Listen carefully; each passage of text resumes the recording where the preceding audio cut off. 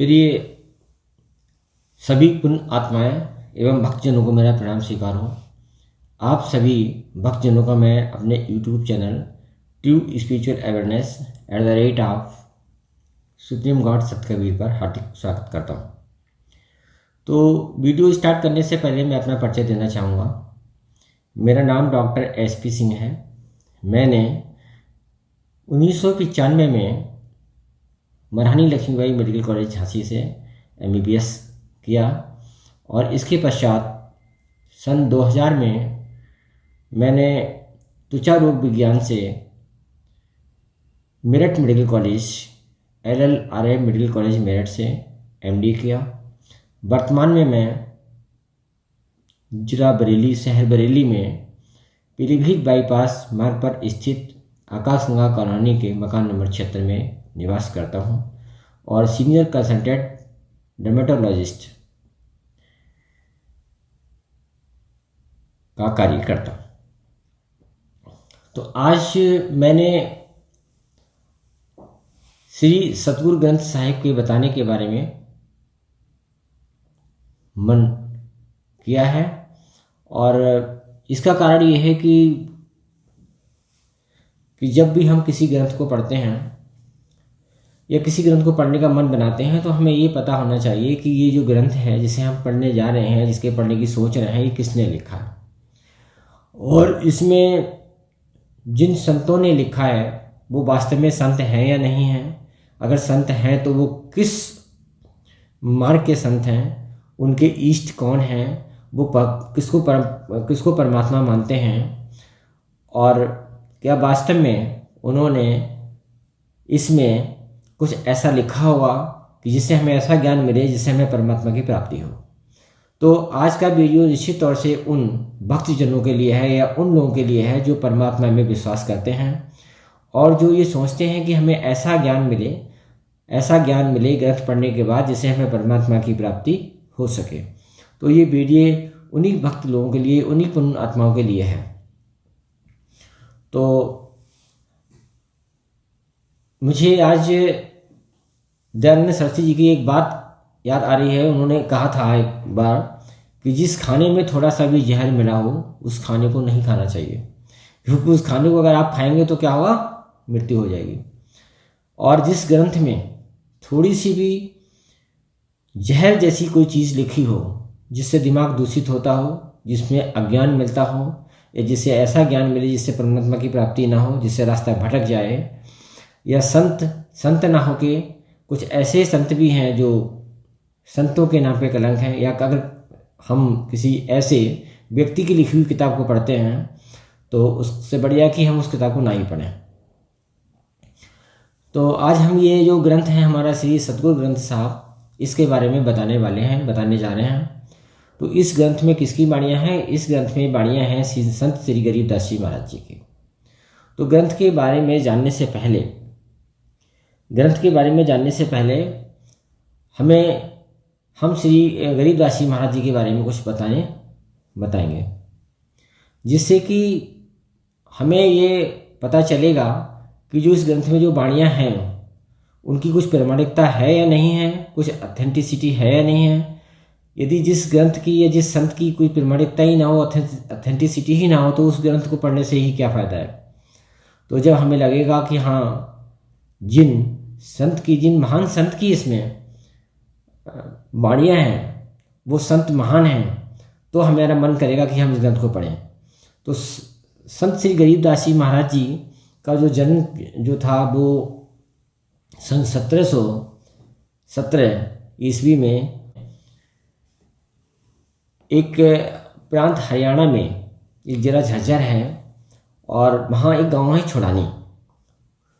तो वहाँ इनका जन्म हुआ था। संत श्री गरीबदास जी महाराज जी का जन्म 1717 ईस्वी में हुआ था और इनके पिता का नाम श्री बलराम जी था।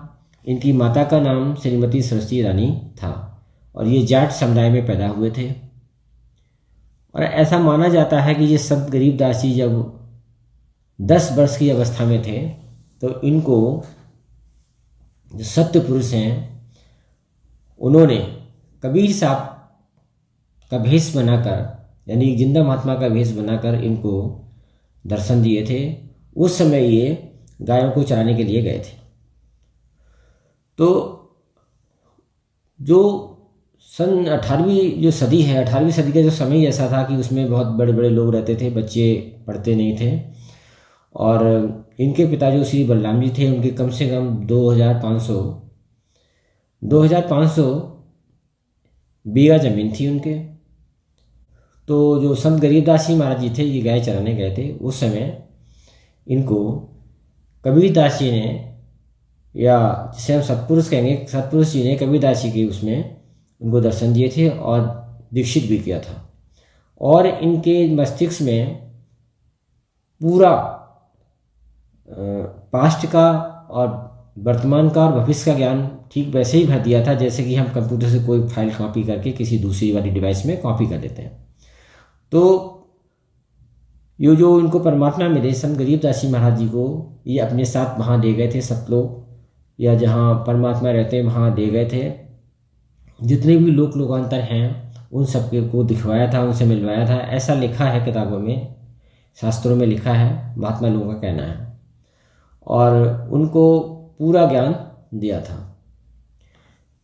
तो गरीबदास महाराज जी के 4 पुत्र थे, उसमें इनके एक पुत्र थे जयत राम जी महाराज।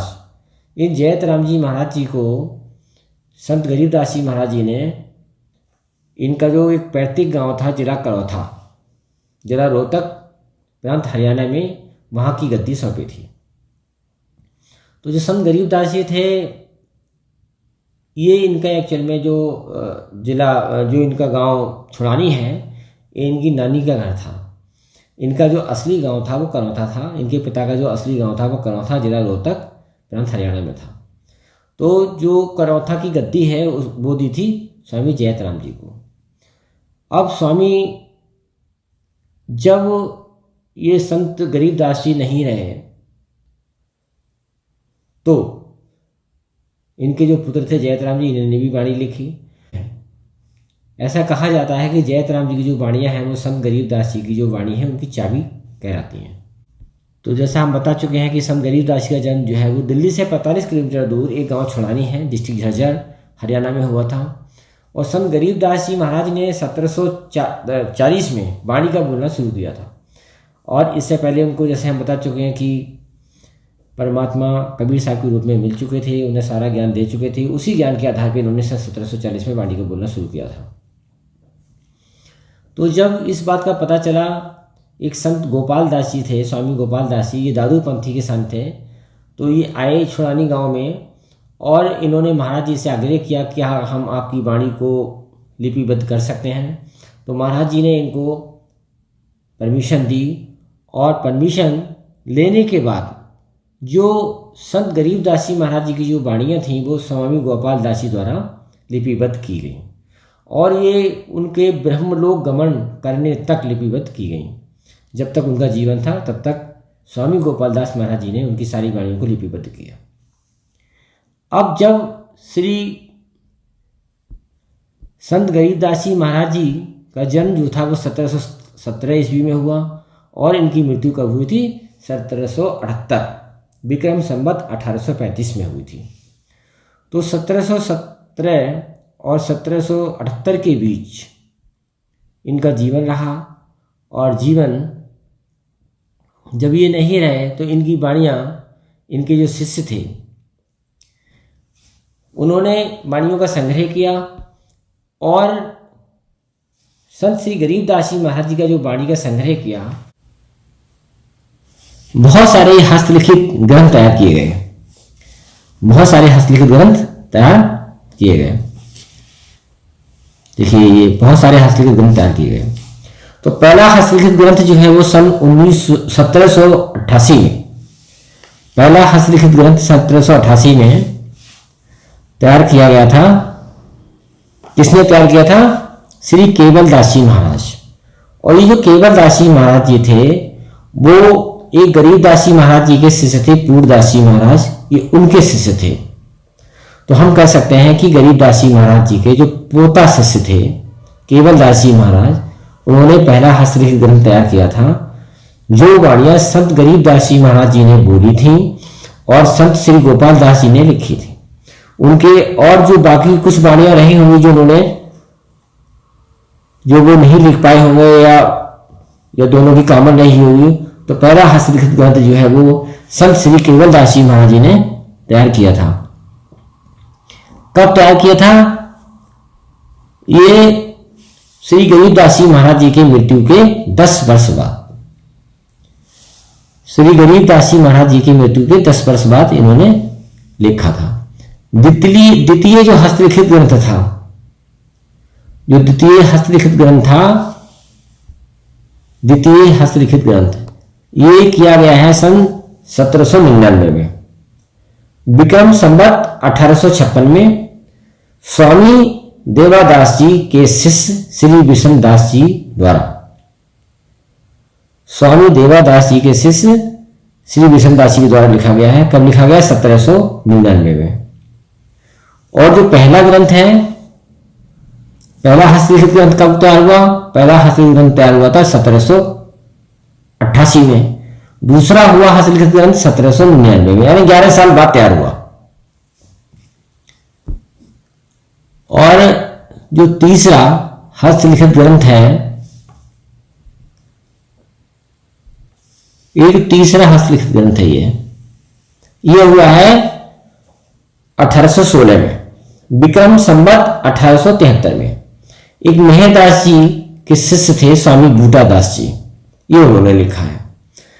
तो ये तीनों जो हस्तलिखित ग्रंथ को श्री भूरे वाले ब्रह्मसागर जी महाराज ने इन्हें क्या किया? जल्द बनवा के इनकी सुरक्षित कर लिया।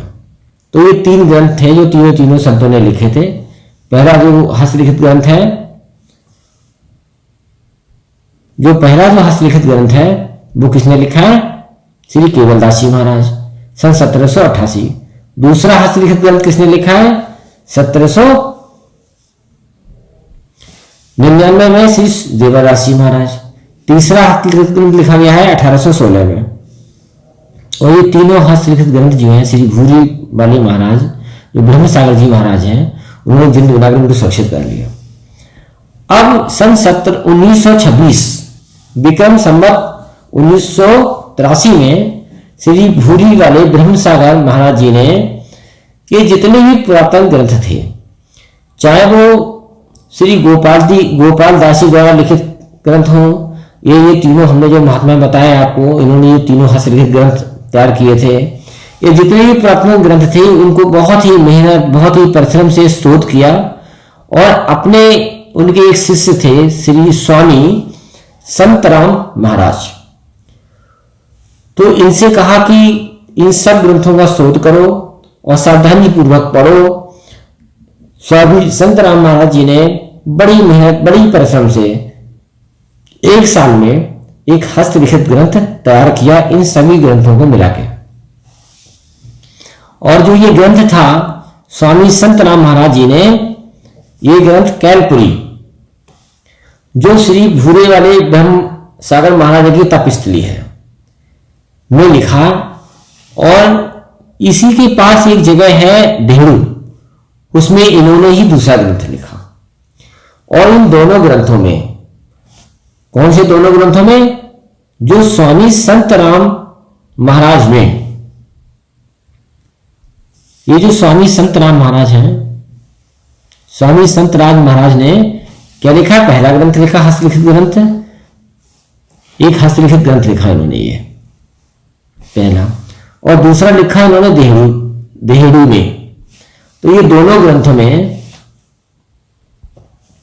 जो भी लिखा गया वो भूरी वाले ब्रह्मसागर जी महाराज की आज्ञा अनुसार लिखा गया। भूरी वाले ब्रह्मसागर महाराज बहुत अच्छे संतों में इनकी गिनती होती है और ऐसा माना जाता है कि इनको परमात्मा का साक्षात्कार हुआ। ऐसा भी माना जाता है कि संत गरीबदास जी इन्हीं के रूप में दोबारा से प्रकट हुए, ऐसा माना जाता है।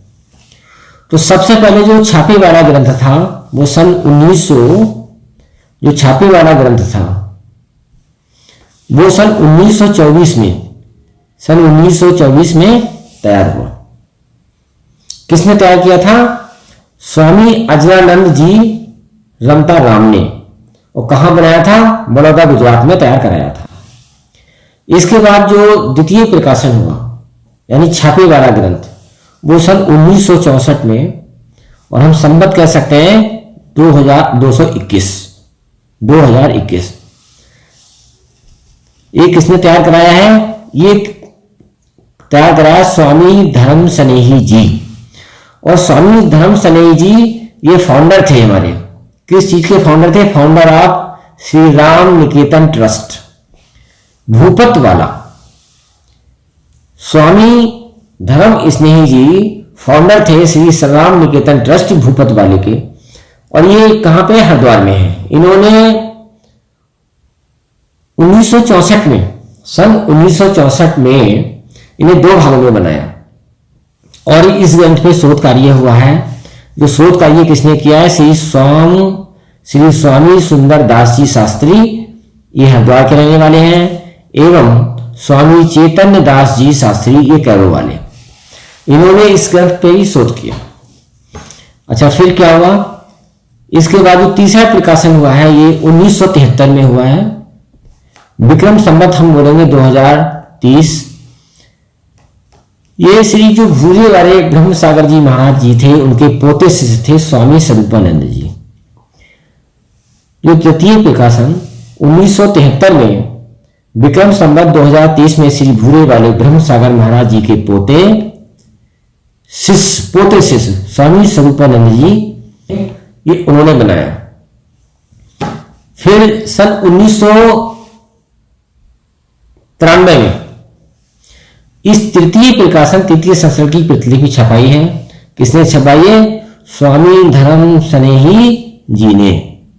स्वामी धर्म स्नेही जी ने तृतीय संस्करण की प्रतिलिपि छपाई। अच्छा, इसके बाद चतुर्थ प्रकाशन भी हुआ है। इन्हीं ने 1996 में 1996 में स्वामी धर्म स्नेही जी ने, जो कि कौन थे?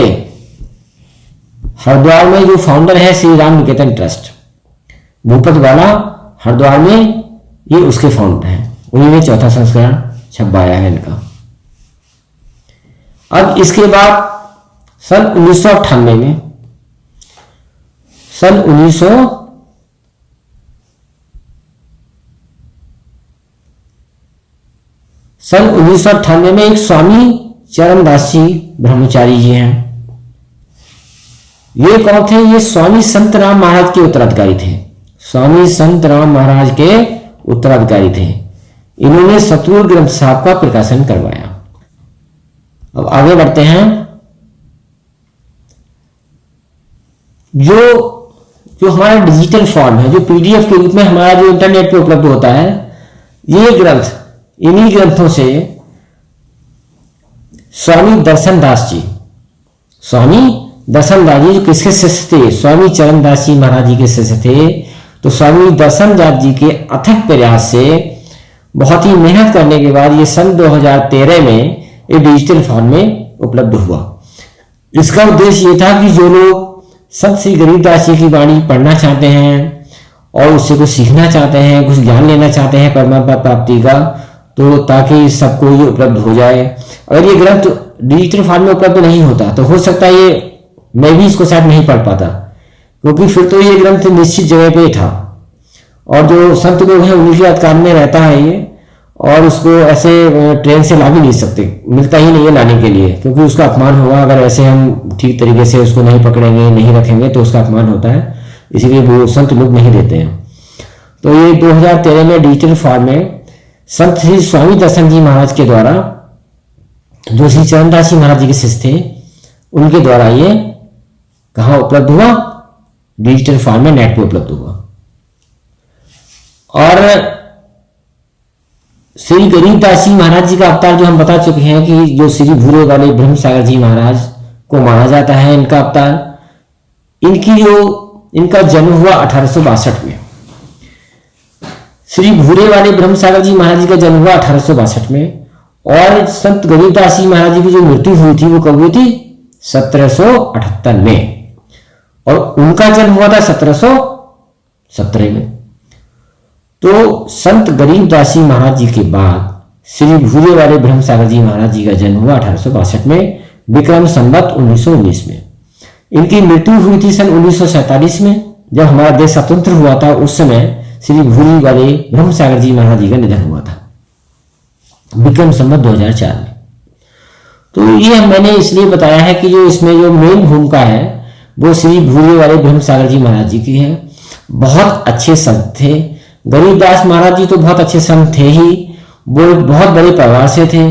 तो इसलिए कुछ लोग अगर सोचना हो कि भाई गरीबदास जी महाराज जी को परमात्मा नहीं मिले होंगे और उन्होंने अपनी रोजी रोटी के लिए, कमाने के लिए, दुकान चलाने के लिए इस प्रकार की वाणी लिखी होंगी, तो मेरे विचार से ऐसा ना सोचा जाए, क्योंकि वो इतने संपन्न थे, उनकी इतनी सारी जमीन थी, बहुत संपन्न थे, उनको ये सब झूठ बोलने की कोई आवश्यकता नहीं थी। तो जहां तक मेरा सोचना है कि जो संत गरीबदास जी की जो वाणियां हैं वो विश्वास करने के योग्य हैं, और कोई भी व्यक्ति जो परमात्मा का ज्ञान प्राप्त करना चाहता है, परमात्मा प्राप्ति का ज्ञान प्राप्त करना चाहता है, वो इस ग्रंथ श्री सतगुरु ग्रंथ साहब को का अध्ययन करे, पढ़े, उसे बहुत ज्ञान मिलेगा कि हमें किस परमात्मा की भक्ति करनी चाहिए। परमात्मा कौन है? रामचंद्र जी हैं, कृष्णचंद्र जी हैं, ब्रह्मा जी, विष्णु जी, दुर्गा देवी जी, या ब्रह्म कौन है, निरंजन कौन है, धर्मराय जी कौन है, इस पूरे जो सृष्टि में क्या व्यवस्था है, इन सब का वर्णन आपको इस ग्रंथ में मिलेगा कि सृष्टि कैसे बनी है, किसने बनाई है, कौन कौन सी हमारी दैवी शक्तियां हैं, और उन सब दैवी शक्तियों में हमें किस भगवान की भक्ति करने से मोक्ष मिलेगा, हमें भक्ति कैसे करनी है, किस नाम का जाप करना है, माया क्या है, माया के अंग क्या है, ये बहुत सारे चैप्टर उसके अंदर हैं। कलयुग का अंग क्या है, कलयुग की पहचान क्या हुई, कलयुग के बारे में लिखा है, और जो हमें किन गुणों का त्याग करना चाहिए, किन गुणों को अपने अंदर विकसित करना चाहिए, ये सारी बातें इस ग्रंथ में बहुत डिटेल में दे रखी हैं। लेकिन बस समझना थोड़ा मुश्किल है, समझने में थोड़ा दिमाग लगाना पड़ेगा, बहुत आसान भाषा में नहीं है। तो ये ग्रंथ जो मेरा अपना विचार है, मेरे हिसाब से तो मुझे ठीक लगा। बाकी मैं अध्ययन करूंगा और जो भी इसकी सच्चाई होगी भी आप लोगों के सामने रखूंगा। बाकी मैंने जैसा कहा था कि मैं अपना निर्णय थोपूंगा नहीं, तो आपको लोगों को ये पता चल चुका है कि इस ग्रंथ को पब्लिश करने में, डिजिटल फॉर्म में लाने में किन किन महात्माओं का योगदान रहा है, किन किन महात्माओं ने शोध कार्य किया है, और कितनी मेहनत और लगन से ये ग्रंथ बना है। संत गरीबदास जी महाराज जी के बारे में बता चुके हैं, वो किस परिवार को बिलोंग करते थे, कितने अच्छे संत थे। तो बाकी तो जब आप वाणी पढ़ेंगे, इस ग्रंथ को मंगा के नेट पे आप डाउनलोड कर सकते हैं, आप उससे पढ़ सकते हैं, तो आपको पता चलेगा कि सही परमात्मा की पहचान हो पाएगी इस ग्रंथ के द्वारा। जो लोग इधर उधर भटके हुए हैं उनको भी पहचान होगी कि हमें किस परमात्मा की भक्ति करनी है, कैसे करनी है। और इस जो मैंने ये आपको बताया है आप लोगों को, वो इसका जो स्रोत है वो स्रोत जो है वो श्री गुरु ग्रंथ साहिब ही है, जो स्वामी दर्शन दास जी जो अध्यक्ष हैं ब्रह्म सागर संत चरण ट्रस्ट के। और ये जो ब्रह्म सागर संत चरण ट्रस्ट श्री रामपुर धाम, जिला भोपाल, प्रांत पंजाब में है। तो यहाँ से जो प्रकाशित ये ग्रंथ है, मैंने ये सारी जानकारी इस ग्रंथ से ली है। हो सकता है मेरे बताने में कोई त्रुटि हो गई हो, तो मैं उसके लिए आप सभी लोगों से क्षमा चाहूँ। और इसी के साथ मैं इसे समाप्त करता हूँ।